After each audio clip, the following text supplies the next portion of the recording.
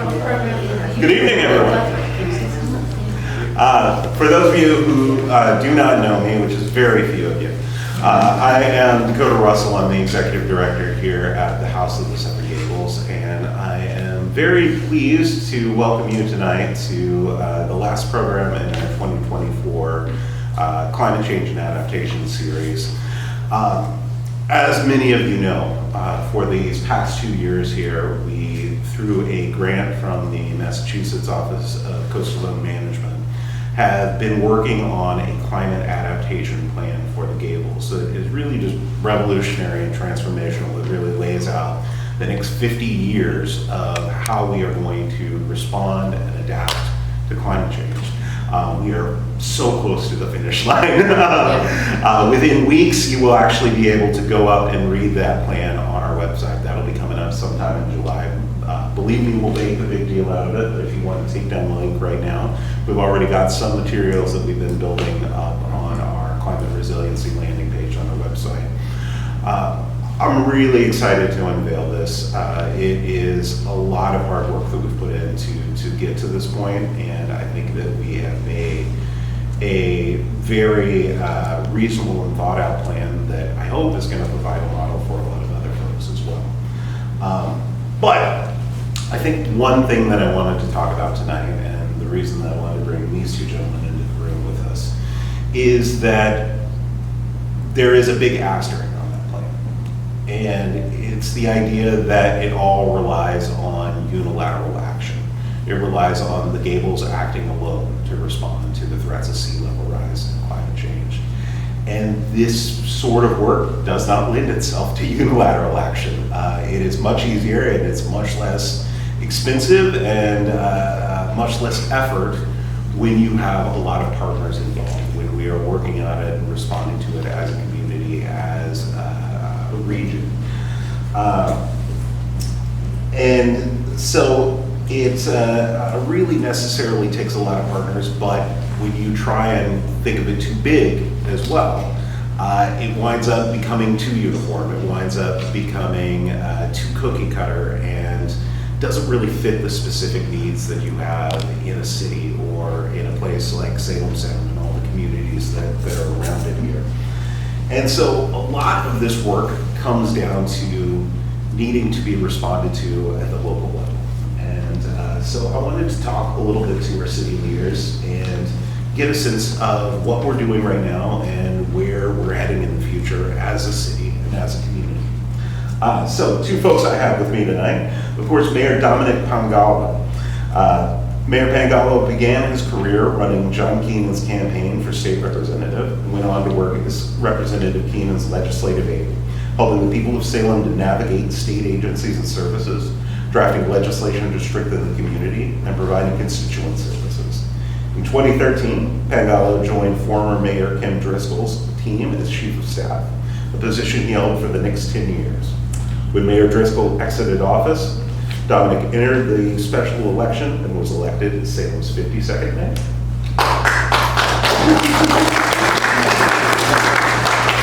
We also have with us Neal Duffy.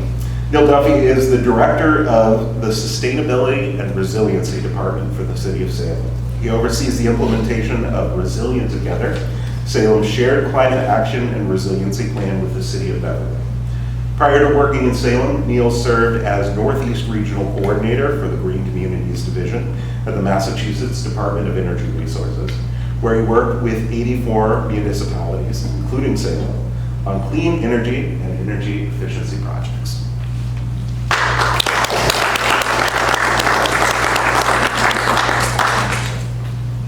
So we're going to dive right in. I mentioned a little bit about the real challenge that we realized as we came up with our climate adaptation plan for the Gables, which is the idea that it's very hard to be alone in this space and work as a single property owner and try and affect real change, even to your own property, because there are always things coming at you from the neighboring properties, and really it's not a matter, we've discovered of it just coming from the ocean. We really start to see inundation from all directions when we look at these flood models for the future. So strong partnerships are key. In that vein, I want you to tell us a little bit more about the Resilient Together initiative that Salem began in 2021. How did it originate, and more importantly, what does it do?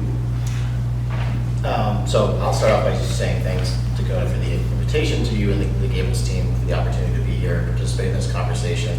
I've been to a few of these in the past, and I think it's great to have the opportunity to hear about the work that's happening here at the Gables, but also to hear from other community partners who've been coming in to talk about the climate crisis and what we're doing as a community.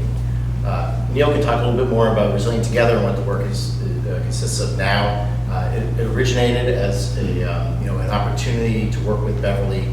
They were starting they had to do a climate action plan.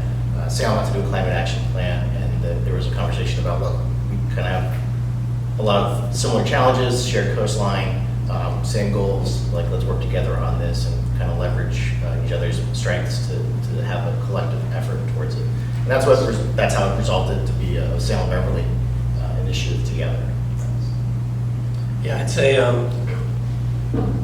thank you for the introduction and for having us and for encapsulating the issues and problems that we're all trying to wrap our head around.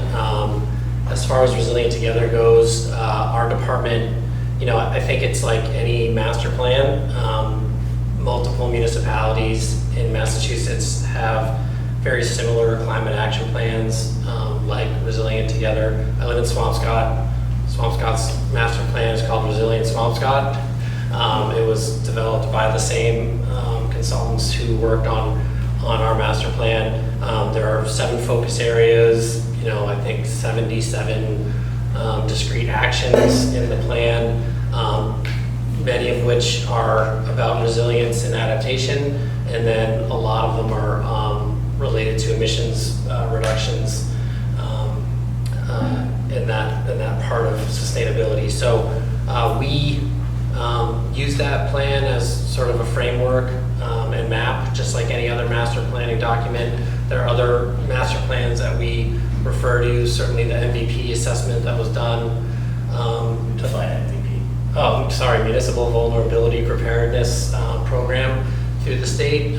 So that definitely identified a lot of the areas that we should be focusing on. So it's really a guiding document for us to use going forward in all of our work, climate related, both for the city as an organization and how we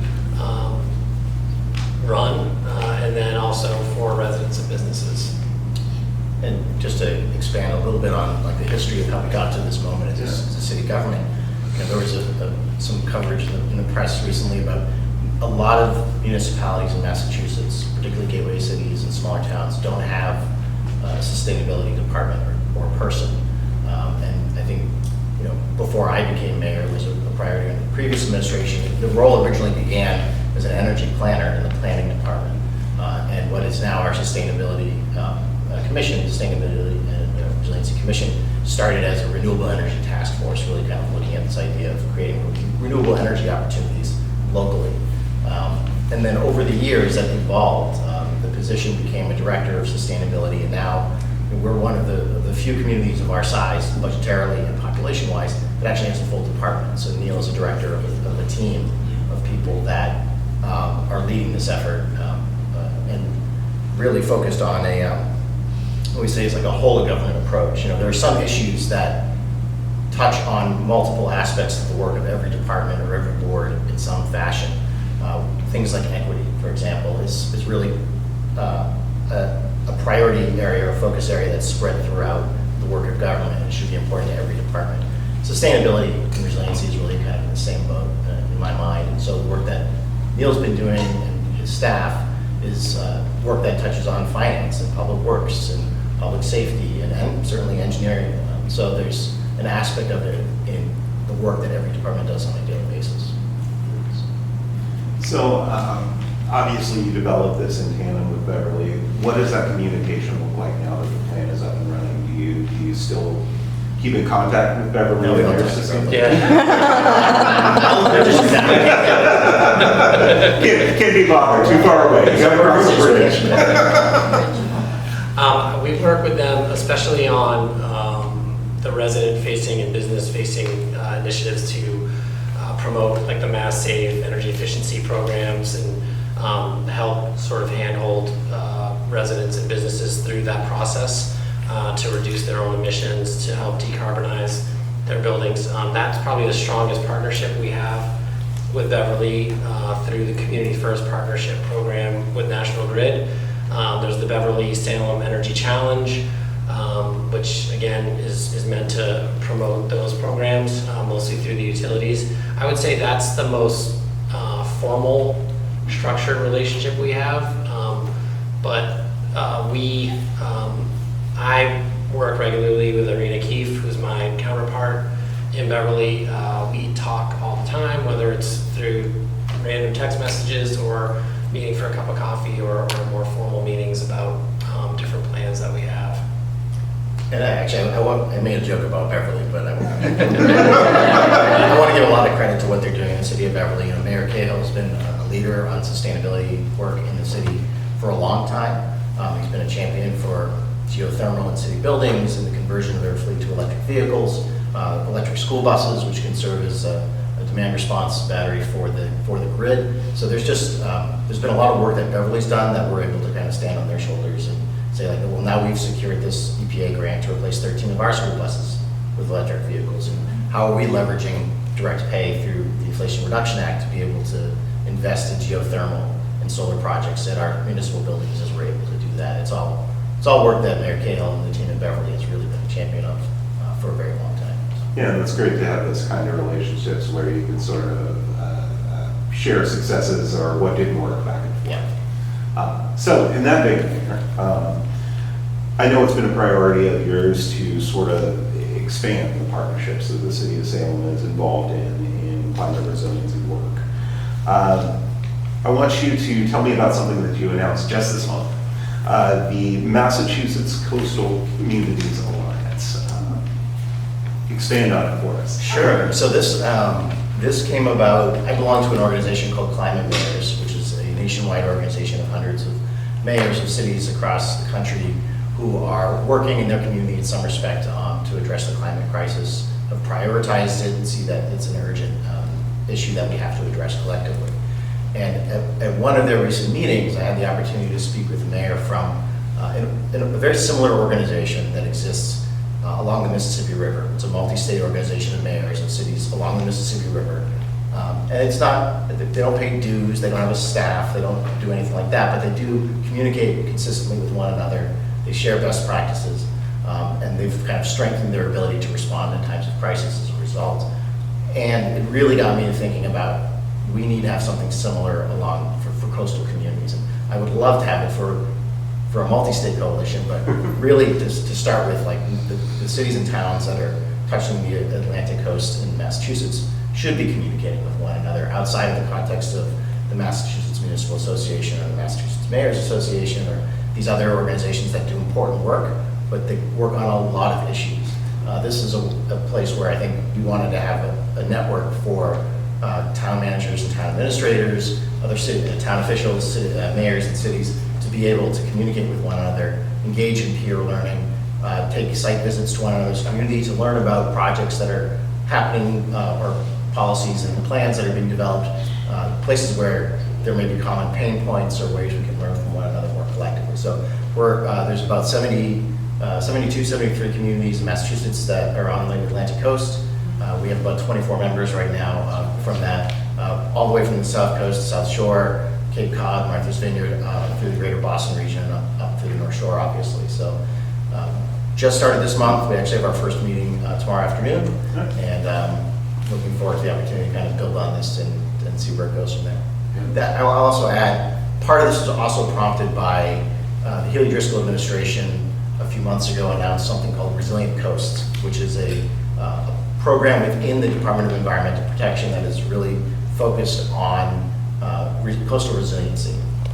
And so it seemed like an opportune moment as that initiative is taking shape, to make sure that the cities and towns that are along the coast are able to engage with it, advocate for ourselves, and really maximize what we're able to get out of whatever that program ends up looking like. Yes. So I think talking a little more locally. So just this year, I think in January, we saw a number of severe storms that had a real impact on Salem. Probably more in some cases than we've seen before. And particularly the damage to Salem Willows, I think, and the infrastructure there was really an eye-opener for a lot of people in the community. So if you were to forecast forward over the next 10 to 20 years or so, what do you see as the greatest climate threats that Salem is facing? Well, I'll say, we definitely saw, I think that something that's as dynamic and very visually striking as a seawall falling apart is a very compelling image, right? And I think it makes it very real for people that this crisis is real. That particular seawall, 100-something feet long, Salem has over 13,000 linear feet of seawalls. Many of them town-owned, some state-owned, many privately owned. So like in totality, I think the coastal storm surge is certainly a thing that everyone's concerned about, and rightly so. Frequency and severity of coastal storm surge over the years is certainly a matter of concern. I will also say, you mentioned in your opening remarks that it's not just the water that's coming in during a storm. We could have a king tide with wind at 10, 15 miles an hour from the wrong direction, and it's enough to move water over the coast. In some parts of this country, we're also seeing sunny day flooding, which I think is, when you start to see that there is no storm coming, but because of the king tide and the water table rising, places start to get water that hadn't had water coming up before. And we have parts of Salem that aren't coastal that also see heavy precipitation effects. So if you think about the areas around Ocean Avenue and Jefferson Avenue and Rosie's Pond, those are places where even if there isn't a high tide, if there's a strong rainfall, heavy precipitation, which we're also seeing more of, can create its own challenges and its own flooding issues. Yeah, and I think that's something that's really important to think about before Neal goes, is that when we talk about resiliency, we tend to think of that in terms of sea level rise and storm surge and everything, but also the severity of those storms is causing greater precipitation, as you said. We're getting greater heat levels as well that are coming from climate change. So it's a multifaceted issue in a way that we don't always think about. I want to hear more. No, yes. The mayor covered a lot of it. I'll just, I do work for him, but it's great to have a mayor who's so engaged.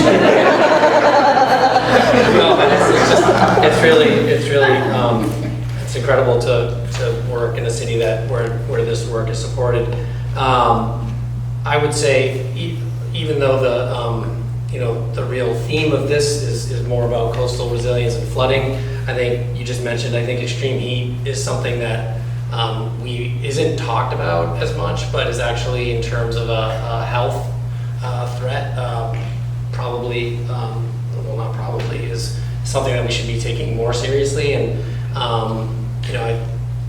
in the coming years, we're projected to have like 5 times more days over 90 degrees than we do currently, and that's increased over the last decade or two. So I think those are actually issues that I think on a local level, it certainly takes a lot of work and planning, but we can do a lot without necessarily having to partner with the federal government or the state government to make a big difference there.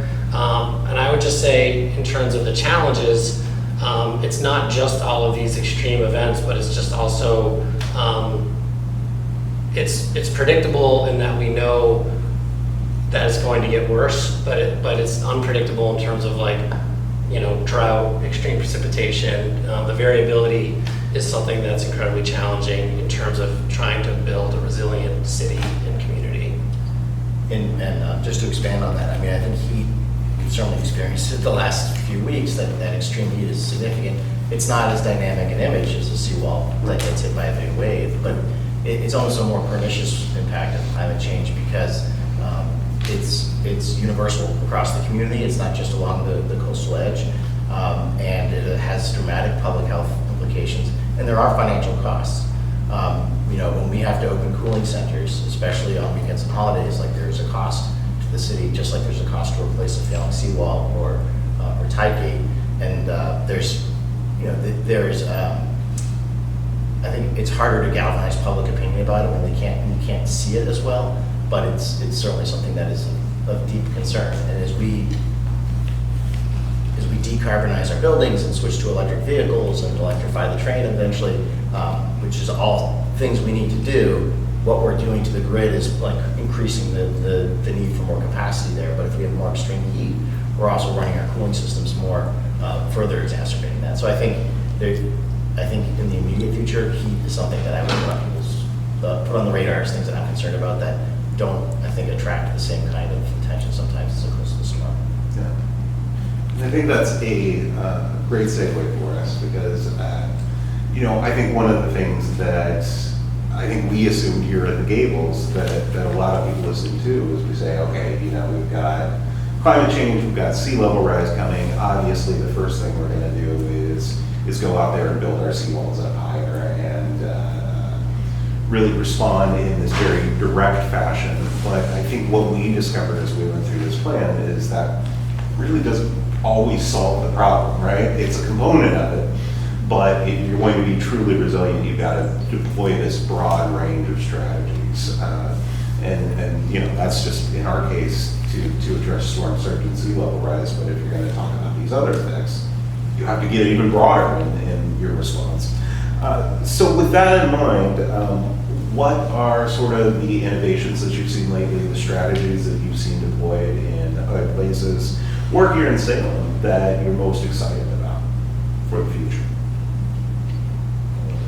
Sure. So I would say, this project is a good example of something that is exciting in that the Gables project, because of the approach, which I think is a practical one and really the one that makes most sense is to sort of, for lack of a better term, sort of buy time and do what you can. Because as you mentioned, this is unilateral action and bigger interventions need to happen in terms of the Gables deciding what your next step will be. So I think that what excites me most is that these types of plans and these types of conversations seem to be happening more and more. People, whether it's because of the extreme weather that we're having or for other reasons, it just seems like there's a general understanding, at least from my perspective, that people understand that we need to do something, but also that building a wall around the city is not a feasible solution, and that there isn't just one magic solution that exists to take care of all of this, that they're really complicated, very, in some ways, site-specific plans and projects that need to occur. Press you a little bit on that. Yeah. So I think one of the big things that we wonder as we go through this is how do we move beyond that, we've got all these individuals with great ideas sort of mindset to okay, we're going to pitch in and we're all going to figure out which ideas work best for us all and how we work on this together. How do you see us jumping from that individual step to that collective step? That's a good question. Not to ask you to solve the city's problems, No, right?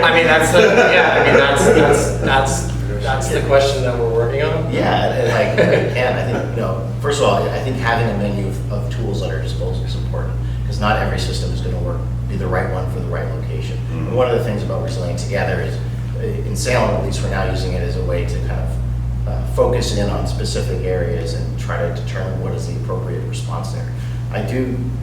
There is a challenge with, it requires collective action. So you mentioned at the start, if one property owner doesn't do something and the property owner next to them does, it doesn't help everyone. But that, I think, just speaks to the need to be first, to demonstrate that this is important, that we're leading the way.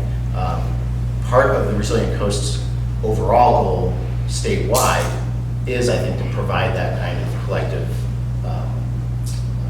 plan for having shared action around what we're doing. And it may be relocation of buildings on the site, it may be relocation elsewhere of buildings, it may be berms, it may be walls, it may be gates, it may be relocation of utilities and wet proofing of basements. If you look at, I think some of the most exciting innovations, particularly where we have open space by the water, is the technologies around the shorelines and the ability to use natural habitats to reduce the severity of storm surge. We've been experimenting with that along Collins Cove, and I think there's other places where we can do that. There's a great model in Manhattan where they're kind of doing this along the East River. Billions and billions of dollars. We don't have those resources, but it's a demonstration of how you can still preserve public access to the waterfront while protecting the inland infrastructure from surge and from those impacts. So I think all those tools are at our disposal. There's even programs now that are looking at ways to break down the intensity of waves offshore through artificial reefs and other technologies. So, we're an innovative state. Salem, I feel, is an innovative place. So we're always willing to try out new technologies and new systems. But if all we do is say, well, what's the point of doing anything because nobody else is going to do anything, then nobody's going to do anything, and the consequences of that are something I think that nobody wants. Yeah, I think there's something important in there to say, okay, somebody's got to be willing to experiment, somebody's got to be willing to try things. So I think while we're working on that big picture,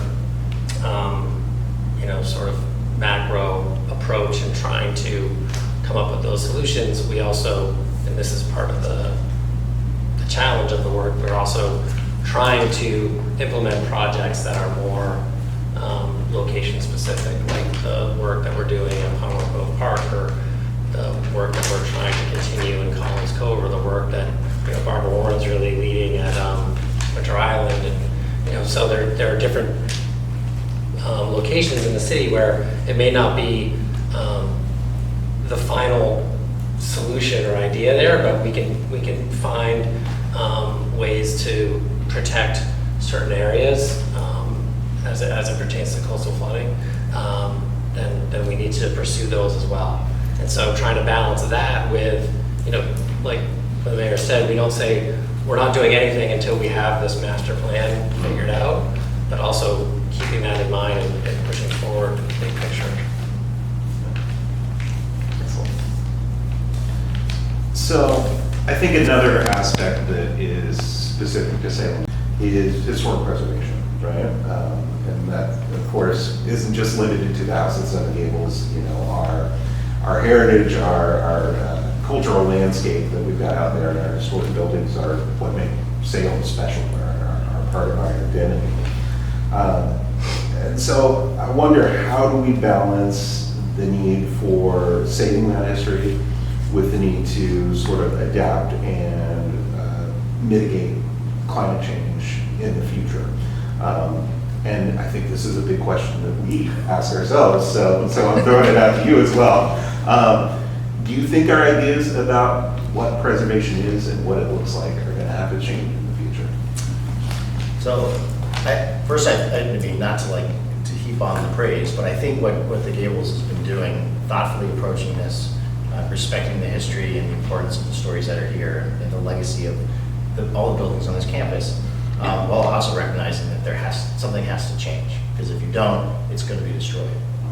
I think that's a model that, frankly, other places with similar assets should be looking towards. And we have the Preservation and Changing Climate Conference and gathering here in Salem as a kind of recognition that we are a special city.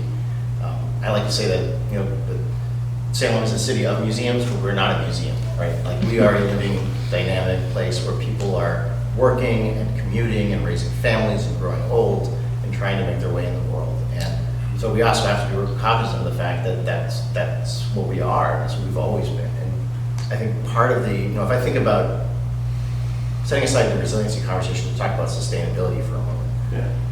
If we think about the lens of, here's a historic building, and they want to put on solar panels to do their part to contribute to addressing the climate crisis. Their reaction to this moment and what they're doing to that building is adding to the story of that building. It's another chapter in that building's life. Just like the infrastructure that was put in there when the building was built or when it was updated, just like the horse hitching posts and the things that were removed, regrettably, they're adding to the story of that building. So when people do look back in the future generations and they say, this was put on here because at this moment in time, there was an existential crisis that threatened not just this building and the history that it has to tell, but the people who live in it. And so I think we have to broaden our thinking around not just locking places in amber and saying this building has to stay here because it's always been here, or this, we can't modify anything on this building because we can't, because that's the way this building has always been. If we are all going to collectively adapt to what's happening right now, we all have to collectively adapt. Yeah, I think the mayor mentioned the Preservation and Changing Climate Conference, which is September 18th. So people should go. But that, I mean, that's something that happened well before I started working for the city. I think that's one of the main questions that conference is trying to ask and provide some answers and solutions to. But that, you know, last year at the conference was the first time I attended. We had an architect from the Harvard Business School, and she talked about a project of restoring a building there. Again, it's more along the lines of sustainability, but she talked a lot about like determining the value of different measures and what they do. Window replacement was one that, you know, they decided to replace certain windows that had more of a historical value and impacted like really the look of the building, but there were other windows that people didn't really see, that didn't really impact the light in the building, that I think it was the local Cambridge Historic Commission who actually suggested that to them and said, like, why don't you just replace some of these with different windows? And so I think that idea and that flexibility when you're approaching these interventions is really important, whether it's something like that, or if you're moving or raising a building, or if you're talking about the landscaping around the building. You just have to think about what's the value of that in terms of the historic nature of this property, and then what's the value that you're gaining by doing something different. Right. So I want to end us up by talking about money. So, you know, as we're learning here at the Gables, and I'm sure you both know, these kind of adaptations that we are talking about tonight get very expensive very quickly, right? That said, much of our vulnerable property that we have here in Salem is owned privately, you know, by families, by small businesses that don't necessarily have the resources to tackle huge adaptation and resiliency projects. So what do you see as the government's role, and not just at your level, but you know, the local, the state, the federal, in helping people to prepare for these threats that are coming that we all see we can't avoid at this point?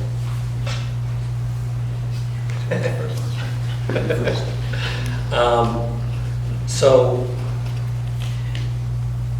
our role, well, first of all, something that we spend a lot of time on, and I spend a lot of time, is trying to capture those resources that exist to implement projects for the city. So a lot of what we're trying to do is partner and, you know, make sure that we're finding the right fit in terms of federal and state grants and resources that we can take advantage of. It works best if we have a good plan in place, and our plan fits whatever that opportunity is, rather than chasing the money, if you will.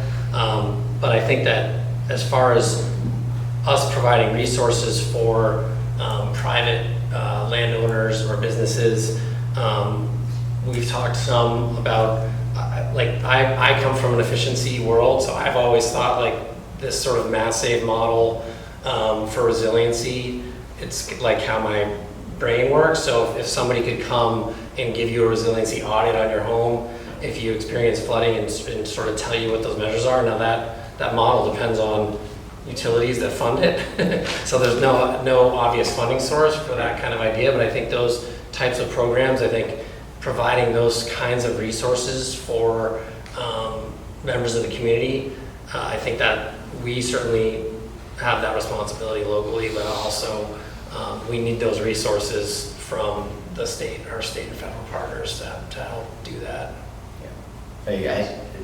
Money obviously would be great. The city doesn't, we have a zero profit margin, I'd like to say, so we don't really have the money outside what we're able to kind of direct towards public purposes for private use. But what we do is leverage the expertise of the department to provide people with drop-in hours with the energy coach and with counseling. So if you are a property owner trying to navigate the world of certain tax credits or programs, there are programs out there for private property owners. Having the expertise on staff or having the understanding of who to call if they don't have the expertise on a particular program, providing that kind of education and public information. That is something that we can do, we try to do, and I hope everyone takes advantage of. If you go to the city's website, click on the departments menu and go down to sustainability, you'll find the contact information, you'll find when the drop-in hours are. Always reach out because we're there to help you navigate that. And the other side of this is it is going to take action at a much higher level from a financial standpoint. Yeah. The American Rescue Plan Act provided incredible historic resources to cities and towns and states to respond to COVID. We need something at a comparable scale to respond to the climate crisis. And I know a lot of people will point to the Inflation Reduction Act and the bipartisan infrastructure law and say, well, that's doing a lot. But most of the programs that are in those two buckets of money from the federal government are directed towards sustainability and infrastructure, not necessarily to direct response to climate crisis mitigation. And it's not just the coastal states that are suffering. I talk with colleagues from other parts of the country who are dealing with river flooding and dealing with extreme drought and dealing with wildfires. Every place of this country, every spot in this country is experiencing the crisis in its own way. And so they all need support and they all need the resources. And that really comes down to the federal level, which is why I think it's also really important that we make sure we continue pushing our federal leaders to see this as a priority and that we continue having partners at the federal level that are willing to step up and say, climate change is real, it's a crisis, and we need to act. So. Fantastic. Part of these conversations is giving a little bit of dialogue going. I do think we've got just a little bit of time left for some audience questions here. Paul, if you can run the mic here for folks. And I'll ask as we do Not that guy. and all of these, just to say that these are charged issues. We realize they are emotional issues. If we can keep the dialogue civil and productive and recognize that there are a lot of us in the room and keep our answers quick and to the point and respectful of others, then that would be much appreciated. Thank you. I'm Jeff, thank you. For leasing climate crisis, I have a comment and a question. To the point about sustainability for historic properties, almost all the historic properties that qualify in the historic district were built before telephones. And if solar panels and heat pumps existed, they would all have back in the day. But I want to address the financial issue. And this is a combination of sustainability and resiliency adaptation that exists in the state. 2 years ago, there was a bill in front of the legislature called the Green Futures Act. If it passed, a disproportionate amount of money for resiliency adaptation projects would go to environmental justice communities. It didn't pass. However, in January, Salem was the first community on the North Shore to pass the specialized code. Swampscott the second. No one else on the North Shore has adopted it. And the reason I bring this up, if Mr. Duffy could address this, is that it is a criteria to be considered a climate leader community, which is a new classification, which will make Salem, and right now the other 35 communities that adopted it, eligible for resiliency money. So if you could address that, thank you. Yeah, we are working on our climate leader designation as we speak.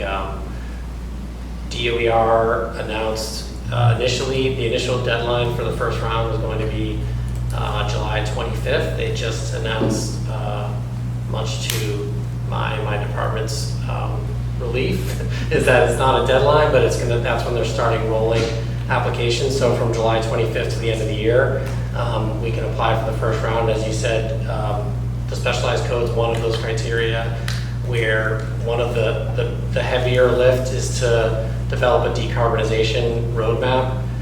It's very similar to the Green Communities program, which I have some familiarity with from my old job where you had to create an energy reduction plan. So it's a similar idea where we have to create a decarbonization roadmap for the city. So not the city as a whole, but city buildings, city vehicles, and demonstrate a plan as to how we will meet net zero by 2050. So we're on the way. If I can just add to that, I mean, we also, we could decarbonize every building in Salem, and we're still going to have coastal flooding and extreme heat. So we have to be able to do both, right? And investing in the sustainability measures that we need to, and then we have, I think, a moral responsibility to do to lessen our own impacts. Doesn't let us off the hook for also preparing for the impacts that are coming no matter what. So we have to do both. I will say on the funding aspect of it, it drives me nutty whenever we have to apply for competitive grants and engage in the Hunger Games with other cities and towns and also get this funding. We have models, Chapter 70 for schools, Chapter 90 for roads. There should be formula grants that flow to cities and towns for climate and for housing, in my view, that we shouldn't have to put in the staff time, the energy, fight with another community, ask our legislators to lobby for us when this is something that everybody agrees we need to address, and the funding should be able to just be provided to us based on formula.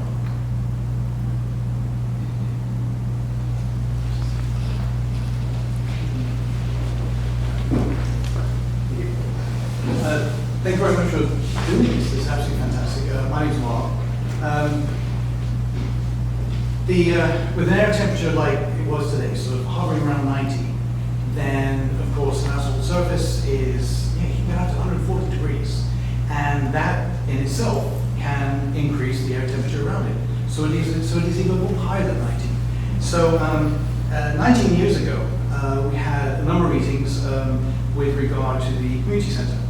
And they were public meetings, it was fantastic, went through the design, and one of the things I saw on the plan was this sea of asphalt. And I expressed my concern about it. Not just for the heat aspect, but also because it's probably one of the last things you need in a floodplain. But my concerns were poo-pooed, literally. I was given the response that, well, no, we're not going to do anything different because that's just the way it's always been done. Yes, there are alternatives, plenty of alternatives we had at the time, but no, they weren't going to be considered. The financial aspect was one of the reasons why not. But the other was, that's the way things have been done. Mm-hmm. And really, that's what's got us into this mess in the first place. That's why we're all sitting here right now, because we haven't actually changed.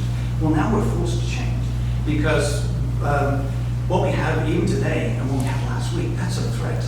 And it's a threat to health, if anything. But it's a threat to a quality of life. Same as a walking town. There are fewer and fewer days. Okay, sometimes in the winter you don't want to, but if you have to, you can do it. And you can bundle up enough, and it might not be a threat to your health. But if it's too hot, there's only so much you can take off. Well, first of all, to be arrested. That's if anybody noticed. But also that it is safe. So, but that's a direct threat to life as well. I have a question. There's wonderful things like historic board allowing solar panels. We actually replaced our asphalt shingles with aluminum shingles, actually recycled aluminum shingles. First house ever in a historic district. Thrilled that the historic board went, yeah, that's a pretty good idea. Perhaps we should do that. Because, yes, guess what? They didn't have heat pumps, they didn't have telephones, and they didn't have asphalt shingles until about 100 years ago, when it became really, really popular. Also, sticking a road on a roof is probably the last thing we should do. But it's just the way things are being done. So that's a brilliant change that's accepted within the city. How can the city sort of notify people? How can they express and be an example to say, this is what we're doing? Because this threat's real, we're taking it seriously, and so should you. So this is what you can do as well. Thanks, Mark. So a couple of reactions to that. I think the idea of having flexibility in building materials is critically important, like the shingles that you mentioned. I am not a fan of surface parking lots, and like a sea of asphalt drives me insane, both from for climate reasons and for waste of space reasons. So we are working right now with Metropolitan Area Planning Council to study parking minimums in residential developments, and whether or not we can have some flexibility to bring down the number of required parking spaces in developments. Because right now, especially in places where they're asking for, where we've had new developments where the requirements were 2 spaces per unit, and the utilization is closer to 0.8 cars per unit in those same developments. We have hundreds of empty private parking spaces that are asphalt generating additional urban heat effect and contributing to our stormwater runoff. So reducing the amount that's required to be built for parking on private property can create more space for housing and also address some of our climate goals. We also, in this coming fiscal year's budget for the city, we put some money in there to start a study of the stormwater utility. I don't know if it's gonna, if it's gonna eventually materialize, but we want to at least kick the tires on this. It's the idea that, we have a water utility, you pay a water bill for the water you use. Stormwater utilities is a model that some communities are starting to use where you pay a fee based on the amount of impervious surface that you have on your property that's generating stormwater runoff into the public system. So if you don't generate stormwater into the public system, it mitigates your fee. So if you have permeable surfaces, green roofs, if you have rain barrels, if you have your own stormwater system on a development, it's a way of offsetting some of the costs on our need to update the infrastructure to maintain it, but also to incentivize developers and builders to think differently about how they're creating their buildings. And the last thing I'll say about urban heat is we have to do more around our urban canopy. Salem's planting a lot of trees. We can definitely plant more. We have the funding for it. Salem's part of this program with the Department of Conservation and Recreation called Greening the Gateway Cities. And it plants free trees in public and private property in an area that the state has designated based on looking at the looking at the tree canopy and the poverty rates in those census tracts. They've created this zone where they're going to plant 2,400 trees. They've planted 1,000 so far, or just over 1,000 now. And then outside of that zone, the city is matching that with our own ARPA dollars. So I think one of the solutions to both helping make a more pleasant community and also addressing the heat effect is by adding more trees to our community. Yeah, Barbara. I don't think I need that, but. Okay. I just wanted to follow up on that because the Mass Urban Canopy, .org, they just expanded Yes. the designated area, and so it's almost all of Salem. Yeah, if you checked it before and you thought, oh, I'm not in the zone, I'm not going to ask for my free tree, you may be in the zone now. Like they just updated it last month. Yeah, so check it out, and if you can get to it on our website if you can, or talk to me and I can help you, or the city can help. Yeah, lots of free trees. So question right over here. So I'm Steve Bushnell, I'm a new resident here, won't be about a year, so thank you, Mr. Mayor and Director Duffy, for your work and for this talk today, it's fantastic. A couple of quick questions, one of which is, we're getting excellent work, obviously, in terms of models about the sea level rise and expect issues in terms of the solar, the moon and tides and things like that. My first question is, how often are those updated with respect to the information that you have to rely on in terms of all the plans? And the second question is, if you had an army of, let's say, 50 volunteers, where would you put them to work first?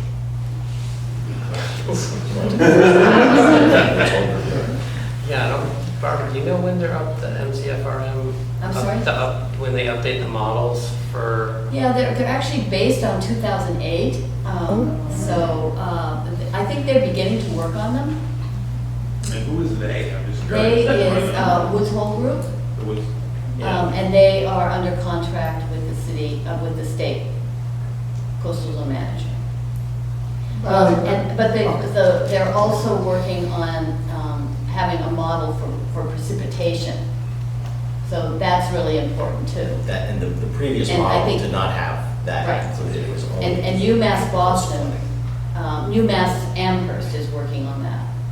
So they're all coming together, but it definitely will be being updated, I think.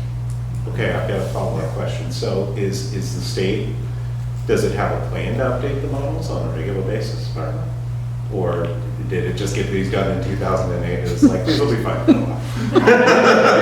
Well, it took like 10 years to get there that far, so I think it'll be much faster to update it. Right.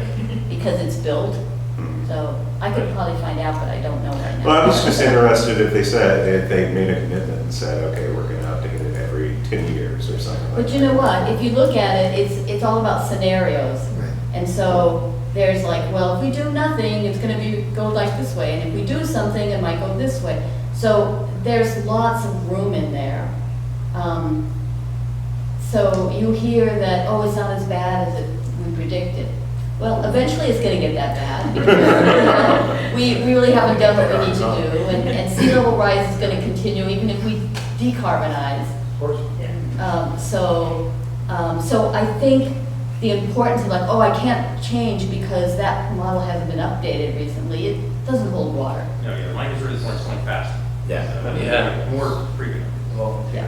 And I think that's feedback, you know, us seeing it. I think this is following up on that. Yeah, hi, everybody. Excuse me, I'm John Hayes, and I'm the chair of the City of Salem's Sustainability, Energy, and Resiliency Committee, but I happen to be a professor of climate science and policy at Salem State Geography. So, but in terms of your question, mayors and Neal, which director of the Sustainability and Resiliency Department, and even our committee, every 5 to 6 years, the IPCC, Intergovernmental Panel on Climate Change, does issue a 5 or 6 year update of the science, hundreds of, well, I should say thousands of articles. And so then the sea level rise projections for high greenhouse gas emissions, intermediate and low, get released. And they still, so Neal and Dominick, and our committee, when those reports come out, they're at least a guide for the beginning, because Bart is right. FEMA can take a decade to update the flood maps, or even longer sometimes. But to see just, my reading of the literature, just the worry of the accelerated melt of Greenland and Antarctica is scary. And so we do rely on these updates from the IPCC. Massachusetts state government would be reliant on those also. And so we can at least get some guidance from those reports.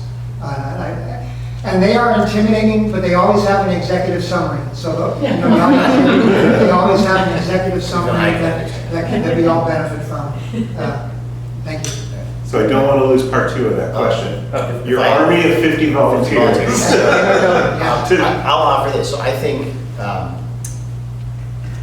during COVID, we had an incredible group of people come together in this community to check on their neighbors, particularly on people who were homebound. Many of whom were seniors, but not all of them, some homebound for medical reasons, just to have wellness checks and to make sure they were okay. And we open cooling centers when we have extreme heat. We turn the fire hoses on for the kids in the park, right? But I am genuinely concerned because I lost a neighbor to extreme heat, who was an older adult that we regularly checked on. We left town during a heat wave, and she died. And if I had 50 volunteers, I would say we're setting up a team to check on your neighbors when there's extreme heat, when there's a flooding event. We had residents who were displaced from their homes because of damage to their foundation after the January 13th storm. And they, fortunately had the means and the wherewithal to be able to check themselves into a hotel. But if that happened in other neighborhoods of our city, there would be people that would not have those means. And they would not have family connections or the ability to have a place to stay while their home is being rebuilt. So I think 50 people today are not going to solve the problems of 2070, but 50 people today can protect lives of their neighbors when there is a crisis. So I would put them into that. That's gonna be hard to beat. I would say no. On a different note, on the emissions reduction side, I would say Stacy Kilb in my department, she's our energy coach and outreach and engagement manager, and Beverly has Green Beverly, which is a nonprofit. A number of volunteers that coach people in terms of getting home energy audits, electrifying their homes, getting solar on their homes, and right now, Stacy really does do almost all of that. For Salem, she holds people's hands. She spends an awful lot of time with different residents, but if we're gonna even come close to the goals that we have, we need residents to be the people who are not just promoting that, but also becoming the coaches for their neighbors. All right, I think we have time for one last question. Thank you. My name is, I don't know if it's on. My name is, what? Just hold close. Okay. My name is Meryl, and I grew up in Salem, and I'm really happy that you're holding this event. And I just wanted to ask, it seems like there's a lot about infrastructure and those types of plans, but what about social resiliency? If you look around this room, it's a lot of people who look very similar in age, race, probably also language. And how does Salem have any plans, similar to what you were just saying, to like increase not only social engagement, but in the case of a disaster event, how do we set up community groups to check on our neighbors, or even funds to help people check into hotels if they need to, and stuff like that? Great question. You're doing it. Yeah. So, when the mayor was talking about the 50 volunteers doing that work, I think that to me speaks to what I think of with resilience, and it's not necessarily recruiting those volunteers, but having that, addressing some of the root causes within different communities that where those resources don't exist, and we're trying to do that as well. Like one of the projects the first project that really came out of Resilient Together, the Climate Action Plan, is Resilient Together the Point, or El Punto, which is, we're wrapping up the second year of a CZM grant for that. Part of it was to look at the infrastructure to help protect from flooding in the neighborhood in Palmer Cove Park. I would say 50% or more of it was engaging with the community to start to address those resources that they think they need to become more resilient as a community. And those are not, some of the programs and ideas that are coming out of that aren't what I would say are traditionally what like my team would be working on, but they're projects that members of the community have identified and research questions that they want to look into that address their own resilience. And so that's a good example of something that we're doing. I would say on the state level, that Resilient Together, the Point project, Salem should be really proud of that project. It's really somewhat of a pilot for the way I mentioned the MVP program in the beginning of this talk. MVP 2.0 is coming out now, and they're really focused on more projects like that and a little bit less on roads and bridges and seawalls and culverts. There still is that support for those projects as well, but I think there has been a real emphasis on that type of work for sustainability and resiliency, certainly in Salem, but definitely in the state as well. All right. Well, thanks so much, everyone, for coming out tonight. I'm just always blown away by the quality of conversations we have whenever we put one of these on. We are really, as we move forward, committed to keeping these conversations going and keeping them moving here in the city as well. As I said, in a couple of weeks, check our website. If you follow us on social media at all, you'll see it as well. But we've got our plan is going to be posted on there in a very short amount of time. I also want to invite everybody back, if you're interested in switching gears a little bit. Tomorrow night, one of our other big themes this year is talking about our history as a settlement house and getting involved with some of the other organizations that were involved in settlement work around the time that the House of the Seven Gables was created. We're going to have a great program tomorrow night with Nona Gaddison from MFA Boston, who is going to be talking to us about the Saturday Evening Girls and Revere Pottery. Fascinating story about art and crafts and social justice and so forth. Just going to be a really great program. So I want to invite you back for that. I want to say a big thank you to Mayor Pangallo and Neal Duffy for joining us tonight.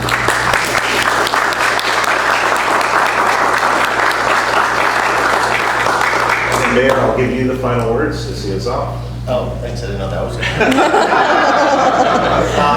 clearly, I think to your point, there is a lot of alignment in this room, and I think that one of the important things I hope people will do when you walk out of here is have conversations with people who maybe don't recognize this as a crisis or think that these are one-off events and don't see the relationship between how we're getting around, myself included, in a car that's driven by gas, and how we're powering our houses and how that needs to change, because honestly, this was a great conversation to have, and I'm glad we had it.